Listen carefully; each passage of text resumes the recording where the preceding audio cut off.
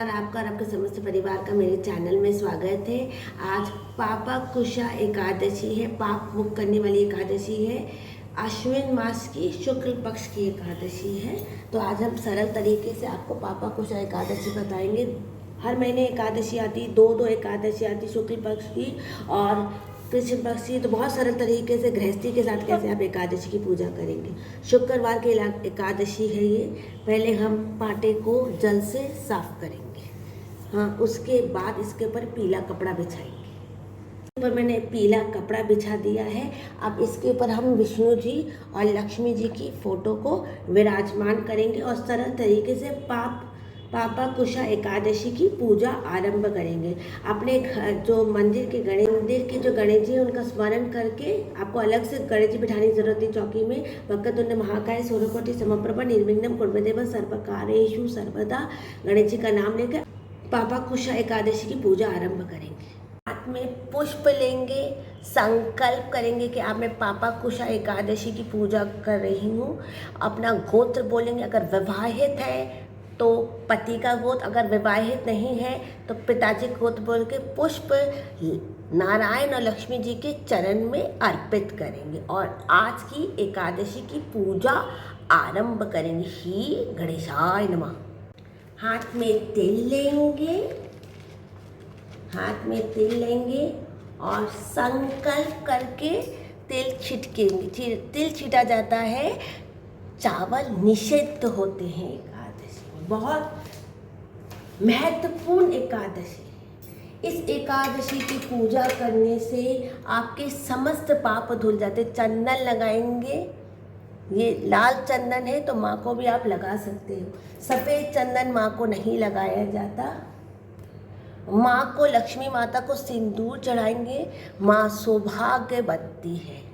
और उसके बाद हम माँ को, विष्णु जी और लक्ष्मी जी को तुलसी, आज के दिन तुलसी तोड़ी नहीं जाती, द्वादशी के दिन आप तोड़ के रख दीजिए। हम विष्णु और लक्ष्मी जी को तुलसी चढ़ाएंगे। विष्णु जी और लक्ष्मी जी को उपवस्त्र में हम कलावा चढ़ाएंगे। आप चनोई जोड़ा भी चढ़ा सकते हो। एक ही कलावा, बीच में तोड़ा नहीं जाता। हम विष्णु जी और लक्ष्मी जी को चढ़ाएंगे। विष्णु जी और लक्ष्मी जी को चढ़ाएंगे। तुलसी बहुत ज़रूरी होती है। तुलसी मैंने भगवान को चढ़ा दी है। उसके बाद हम एकादशी की कथा, मैंने विष्णु जी को जनोई जोड़ा चढ़ाया है। आप उपवास में कुछ भी चढ़ा सकते हैं। उसके बाद हम जो किताब है उसकी हम पूजा करेंगे। एकादशी की जो किताब है उसकी पूजा करेंगे।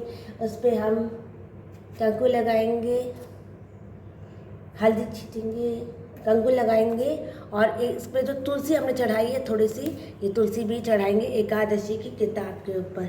और उसके बाद सरल तरीके से हम आज एकादशी की पूजा बोलेंगे। हाथ में तिल लेकर संकल्प करेंगे कि आज तिल लेकर एकादशी कथा करेंगे, संकल्प करेंगे और फिर ये कथा के किताब के ऊपर डाल देंगे। सरल तरीके से पूजा करेंगे। भोग में सर्वश्रेष्ठ भोग होता है कदली फलम, तो भगवान को कदली फलम भोग करेंगे क्योंकि फलारी है। और अगर आप व्रत नहीं कर सकते हैं तो आप सिर्फ कथा तक फलारी भोजन करके कथा बोल के फिर आप, लेकिन एकादशी में ऐसा नहीं होता। अगर एकादशी का संकल्प लिया है तो पूरे दिन आपको सरल तरीके से हमने पूजा की है। भगवान को कदली फलम भोग किया है और इससे बहुत सरल तरीके से एकादशी की पूजा करनी है क्योंकि 2 दिन गृहस्थी में आपको ये पूजा करनी पड़ती है। गृहस्थी के साथ पूजा 2 एकादशी आती है, आपको गृहस्थी के साथ पूजा करनी होती है। तो आप बहुत सरल तरीके से सिर्फ हाथ में तिल लेकर संकल्प करके फिर मंदिर में भी आप एकादशी की पूजा कर सकते हैं। जय जगदीश हरे स्वामी, जय जगदीश हरे, भक्त जनों के संकट शर में दूर करे। आपको जो आरती आते कर सकते हैं, जो जय लक्ष्मी रमणा सत्यनारायण स्वामी जनपातक हरणा, रतन जड़ित सिंहासन अद्भुत छबीरा, नारद घंटा धनी साजे। इस वीडियो कहीं पर मैं एंड कर चुकी, करके मेरे चैनल को लाइक कर दे, सब्सक्राइब कर दे और कुछ त्रुटि हो गई है तो क्षमा कर दे।